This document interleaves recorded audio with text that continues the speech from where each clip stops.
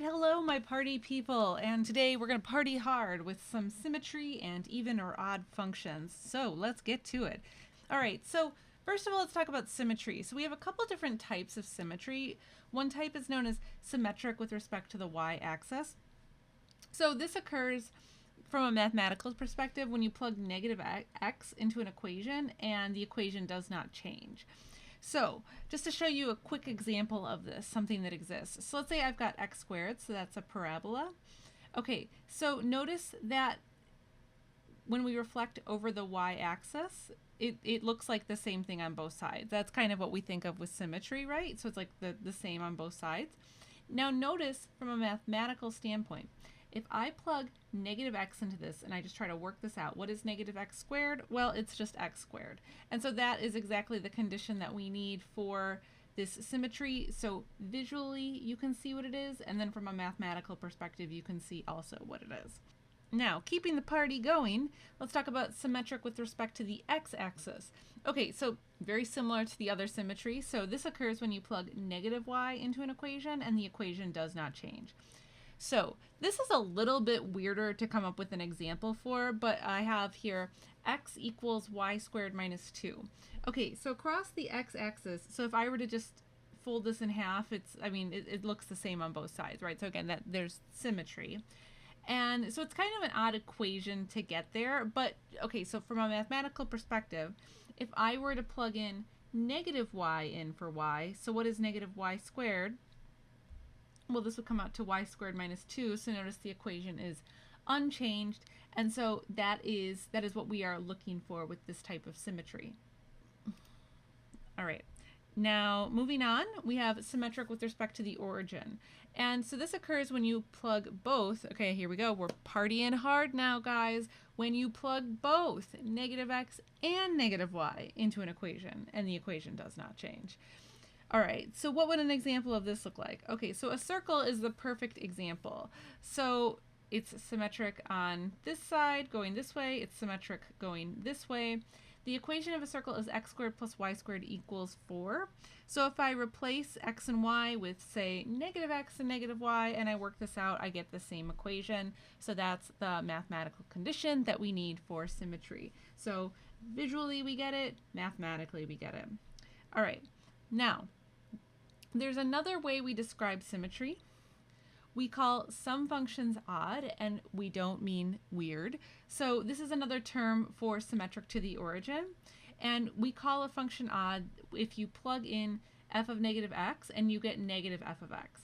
So what the heck does this mean? This is actually something that's going to help us build a test. So just hold that little fact for right now. We'll come back to it in a moment and I'll show you what it means. Next, we have an even function, and so this is just another term for symmetric to the y-axis, and we call a function even if f of negative x is equal to just f of x. So this is actually very similar to the original definition that I gave you. So these two definitions actually lead to what I call a test for even and odd functions. So whenever you want to test for symmetry, this is actually usually what you want to do. So you compute f of negative x. So just plug negative x in and see what you get. If you plug in negative x and the function remains unchanged, then you call it an even function. If you plug in negative x and then you get the negative version of the function, you call the function odd. And again, don't call the function weird. That would be rude. It's just odd. Okay, so let's determine what type of symmetry these functions have. And so symmetry, there's a couple different ways you can go at it. So I'm just going to kind of throw everything in one package here. Okay, so when you're testing for symmetry, the first thing that we want to do is let's plug in negative x. That's probably the easiest way to do this. So if I plug in negative x, so if I work this out, this will give me x squared plus 4. Okay, so notice this function is unchanged. So that's what we're looking for when we say f of negative x equals f of x. The function remains unchanged. That's called even. So this would be an even function, but then remember, baked into the idea of being an even function, this is another way to say symmetric to the y-axis. So it is both even and symmetric to the y-axis. So I bring up both of these terms because different systems and different exercises can ask you for different things. So sometimes you might be asked to test whether this is an even or odd function. Other times you might be asked for what type of symmetry exists. Both of these are true, and so it's important to know that you have to slightly change your language just depending on what you're being asked. Now, you might recall that we had another way to test for symmetry, and so that was when we were talking about symmetric with respect to the x-axis. This required us to plug in negative y. So sometimes you can kind of think ahead in the problem and say, well, that's not really going to lead to anything, but I just want to show you what happens if I take this function here and just plug in negative y. So if I plug in negative y, can I simplify this any farther? No, I can't. And does this look anything like the original function? It doesn't, so we don't have to worry about this. This leads to nothing. We found all the symmetry in this case, so we're good to go. So now let's talk about x squared plus y squared equals 25. Okay, so you probably already know what type of symmetry exists here. So it's symmetric to the origin. This is very similar to what I was just showing you, right? So what I need to do is plug in negative x, negative y. So let's do that. Let me go back to this. Okay, so if I plug in negative x squared plus negative y squared, so what is that going to give me? That's going to give me still x squared plus y squared equals 25. So yes, this is symmetric to the origin.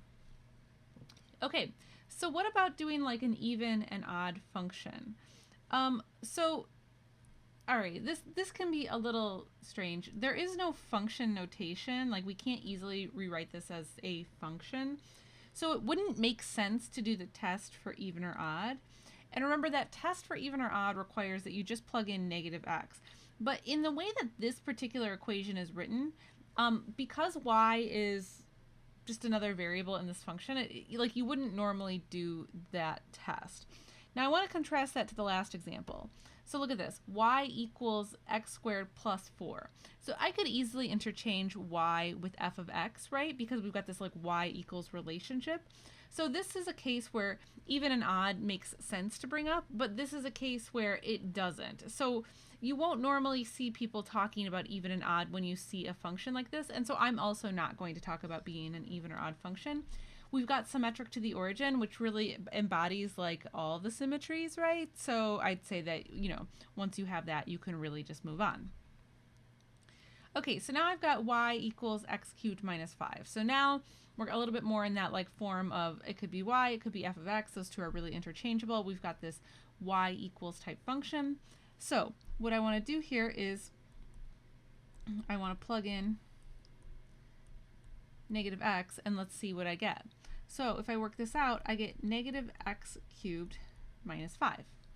Okay, so now we can really try to understand this idea of even versus odd. So for this function to be odd, what would have to happen, so for an odd function, the result that we would need would be negative x cubed plus 5. So this is what it means to be the opposite function, negative f of x. And what we have, you'll notice, is negative x cubed minus 5. So when I compare this result to this result, only one sign changed, not both signs. And so if you have that happen where just one of the signs changes, then we just say there is no symmetry. And notice if I were to try to plug in negative y, that also wouldn't really make sense. So, we're good to go here.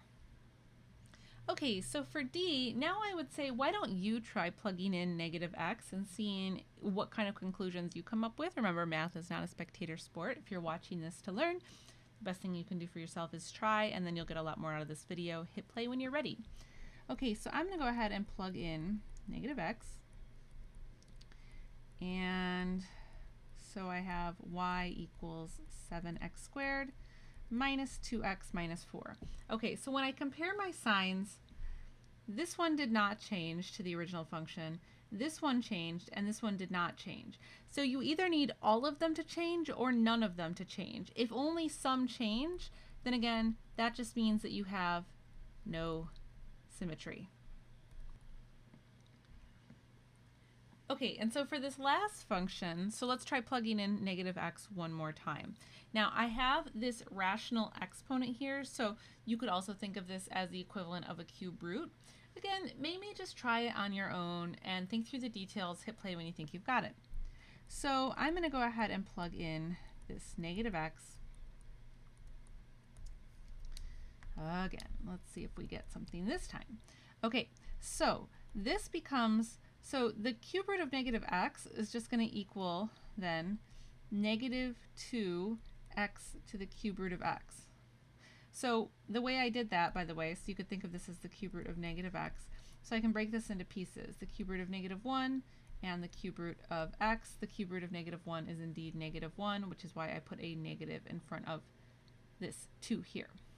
Okay, so that's negative 2x to the 1/3, and then this becomes plus 3x. All right, so now, let's see, these signs flipped, these signs flipped. And so that is precisely what we needed, right? So when it says f of negative x equals negative f of x, this is talking about all the signs flipping. So this is the exact condition we needed for an odd function, or if we don't want to call it an odd function, we can also call it symmetric to the origin in this case. So I can write both. So this is both odd and symmetric to the origin. And just in case you're wondering, because probably it's a natural question that would come up. So notice this question was really easy to evaluate with this like plugging in negative x, like that idea of plugging it in. And this previous one, so we figured out it was symmetric to the origin, but we didn't have it in that convenient like y equals or f of x equals notation. So we didn't really consider like the even or odd test. Because again, just one more time, the even or odd test requires that we compute f of negative x, which we couldn't easily do. So technically, yes, this one could have also been called odd. However, it just doesn't make sense in the context, versus in this context, since it's got this nice y equals or f of x equals type input output, we can think of it as odd, or we can think of it as symmetric to the origin. Okay. And so that brings us to the end of this video. So hopefully you guys found that helpful. I will talk to you next time.